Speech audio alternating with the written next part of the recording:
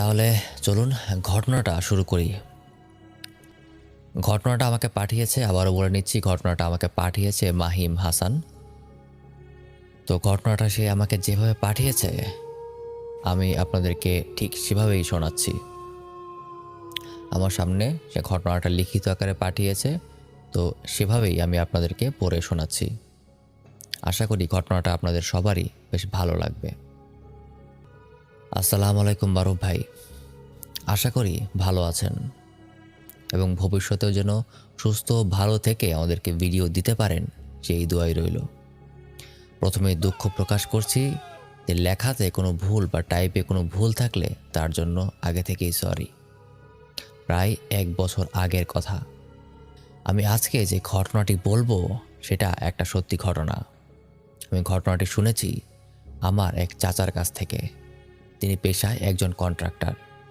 তিনি যশোর একটা সরকারি স্কুলে কাজ করার কন্ট্রাক্ট পান। তাই তিনি তার কর্মীদেরকে নিয়ে ঢাকা থেকে বাসে করে যশোরের উদ্দেশ্যে রওনা হন। তার সাথে আরও প্রায় 15-20 জনের মতো মানুষ ছিল। তারা যেই বাসে করে রওনা হয়েছিল, কিছু পথ আসার পরে তাতে বাসের চাকা লিক হয়ে যায়। তারা সেটা ঠিক করে আবারও রওনা হয়, কিন্তু শুধু 1-2 বার না, এই যাত্রা পথে তাদের প্রায় 2 থেকে 3 বার বাসের চাকা লিক হয়ে যায়। তারা তাদের গন্তব্যের একদম কাছাকাছি এসে যায়, তখন একবার এই চাকা লিক হওয়ার কারণে একটা দুর্ঘটনা ঘটে। তবে সৌভাগ্যবশত কোনো বড় ধরনের দুর্ঘটনা ঘটেনি। আমার কাকা বলেছিলেন যদি সেই দুর্ঘটনা ঘটতো তাহলে বাসে থাকা সবাই প্রাণে মারা যেত, কেউই আর বেঁচে ফিরতে পারতো না। ফাইনালি এত ঝামেলার পর তারা যখন সেখানে পৌঁছায়, দেখে সব কিছু ঠিকঠাকই আছে। তারা যেখানে স্কুলটা নির্মাণ করবে তার পাশেই তাদের থাকার জন্য একটা জায়গা ব্যবস্থা করা হয়। কিন্তু আজব বিষয় হচ্ছে, তাদের যেখানে থাকার ব্যবস্থা করা হয়েছিল সেই বাড়িটা প্রায় 2 বছর ধরে বন্ধ।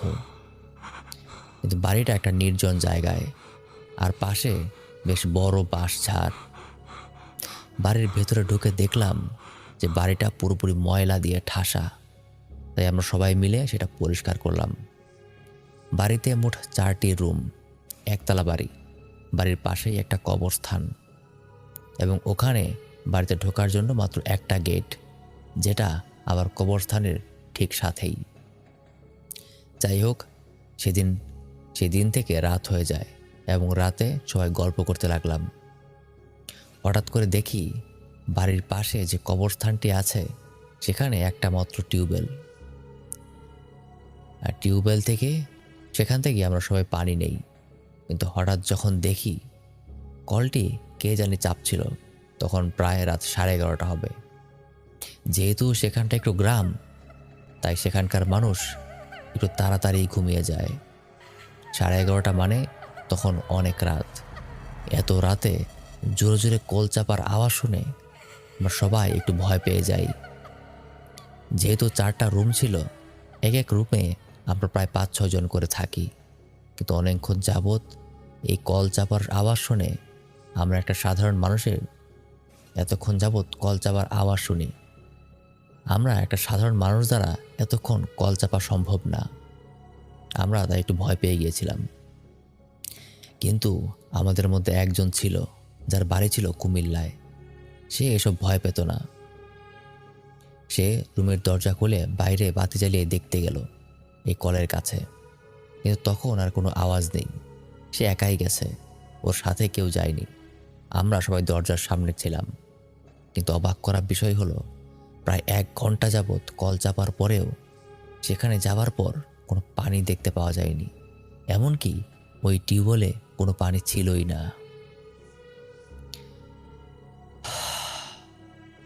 আমরা পানির আওয়াজ তাহলে কোথা থেকে পেলাম?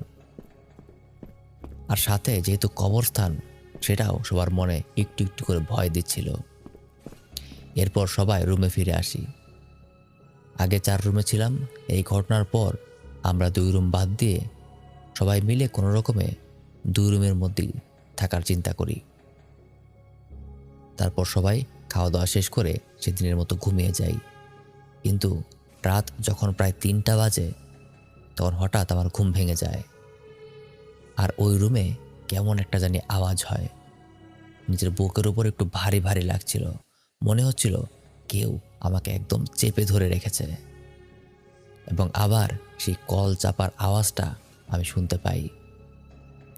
যে সব কিছু মাথা থেকে ঝেড়ে আমি আবারও ঘুমানোর চেষ্টা করি। আমার তখন ওই সাহসটুকুও ছিল না যে আমি কাউকে ডাকবো। অনেক কষ্ট করে সেদিনের মতো আবার আমি ঘুমিয়ে যাই। কিন্তু একদম সকালবেলা একটা ভয়ানক স্বপ্ন দেখে আমার ঘুম ভাঙে।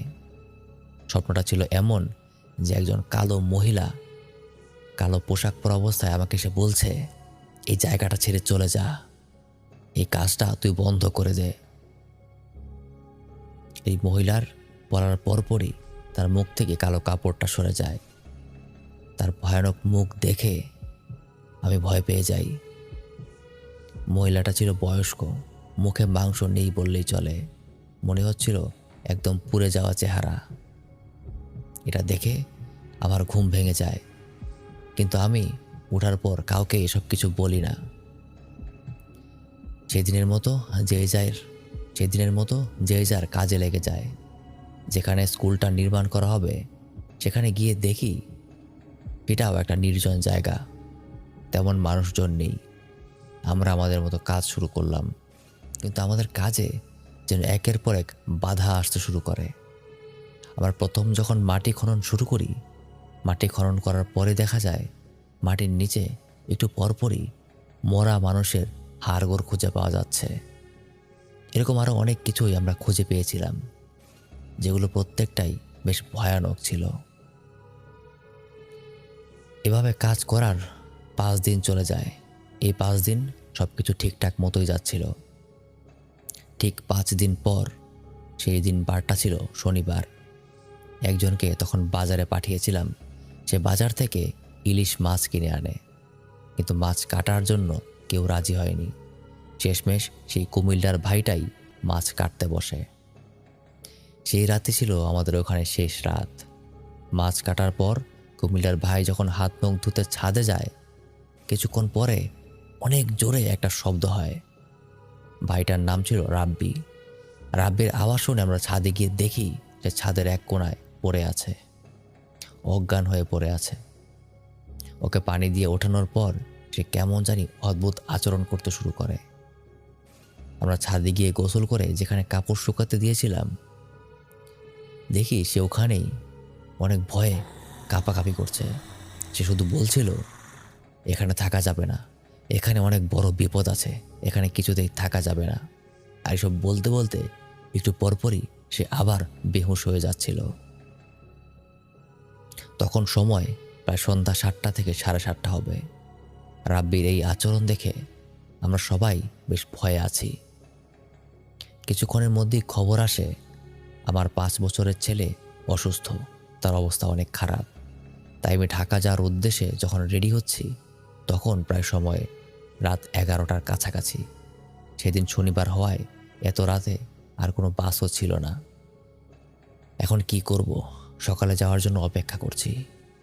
হঠাৎ আমাদের সকল রুমের লাইট একসাথে বন্ধ হয়ে যায়। অন্ধকারে আমরা সবাই ফোনের লাইট জ্বালিয়ে নিই, এবং লাইট চলে যাওয়ার সঙ্গে সঙ্গে সেখানে একটা ভয়ানক শব্দ হতে শুরু করে। রুমগুলো কেমন জানি হয়ে যায়। আর দেখি রাব্বি সেখানে নেই। আমাদের কারেন্ট যাওয়ার সাথে সাথে রাব্বিও যেন কোথায় চলে গেল। এমনভাবে আমাদের প্রায় 1 ঘন্টা কেটে যায়। হঠাৎ আমাদের সকলের ফোনের লাইটগুলো ঠিক একসাথে বন্ধ হয়ে গেল।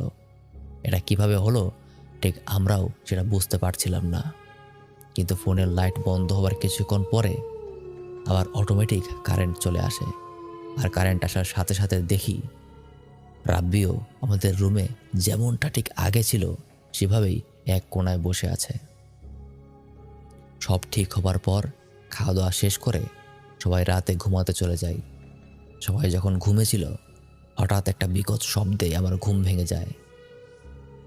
আমি উঠে শুনি কে আমাকে যেন ছাদ থেকে ডাকছে। হঠাৎ দেখি যে রুমের লাইট বন্ধ হয়ে গেছে, আর পুরো রুমের লাইট বন্ধ হয়ে গেছে, আর পুরো রুমটা একটা কালো ধোঁয়ায় পুরোপুরি ভরে যায়। আমি বসা থেকে উঠে দাঁড়াই, কিছুক্ষণ পর দেখি আমি কিভাবে যেন ছাদে চলে গেছি, অথচ কয়েক সেকেন্ড আগেই আমি রুমে ছিলাম। আমার সামনে সেই ভয়ানক মহিলা যাকে আমি স্বপ্নে দেখেছিলাম সে দাঁড়িয়ে আছে। আমি কি করে ছাদে গেলাম আর এই মহিলা কিভাবে আমার সামনে এলো আমি কোনো কিছুই বুঝে উঠতে পারছিলাম না। এই মহিলা আমাকে তার ভয়ানক কণ্ঠে বলতে শুরু করে, তোকে না বলেছিলাম এখান থেকে চলে যেতে, এই কাজটা ছেড়ে দিতে, তুই এখনো কেন এমন করছিস? সেই ভয়ানক চেহারাটা দেখে আমি কি করব আমি কিছু বুঝে উঠতে পারছিলাম না। অতিরিক্ত মানসিক চাপে আমি সেখানেই অজ্ঞান হয়ে যাই। যখন হুঁশ ফিরে পাই তখন আমি দেখি আমি ঠিক সেই কলের পাশে কবরস্থানে দাঁড়িয়ে আছি। যখন আমি সেখান থেকে চলে যাব ঠিক তখন সেই মহিলা আবারও আমার সামনে আসে। এবার শুধু এই মহিলা একা না, তার সাথে একটা পুরুষ মানুষও ছিল।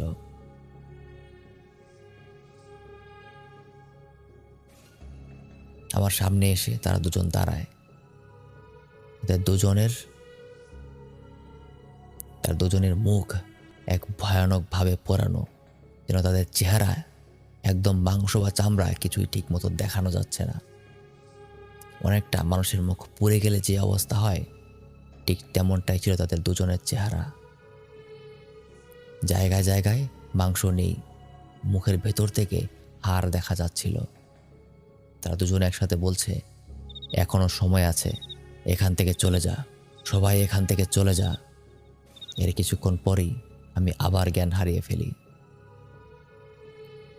আমি বেহুশ হওয়ার আগে এরকম অনেক ধরনের ঘটনা আমার সাথে ঘটেছে, সব কিছু বলা আমার পক্ষে এখন সম্ভব না। এই ঘটনার পর আমি এক হুজুরের কাছে গিয়েছিলাম। তার থেকেই জানতে পারি আসলে সেখানে কি হয়েছিল। সেটা পরে বলছি।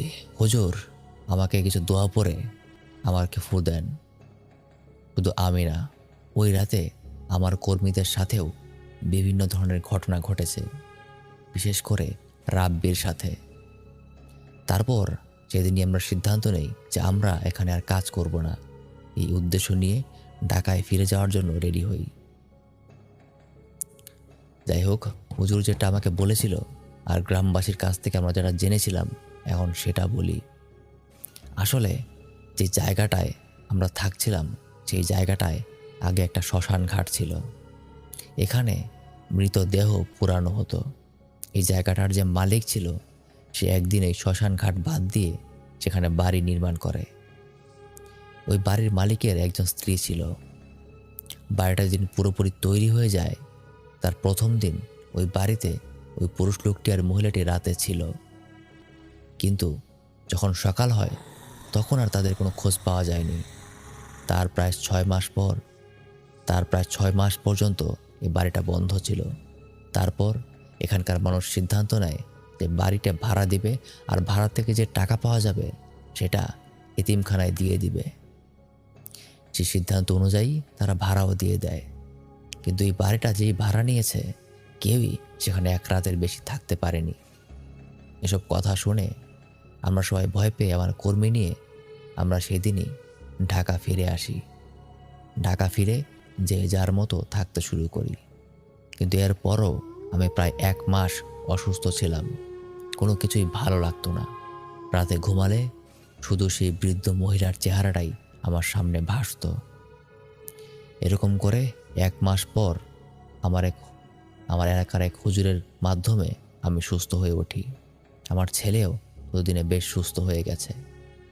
সেই রাত আর সেই কয়েকটা দিন আমি কখনো ভুলতে পারবো না।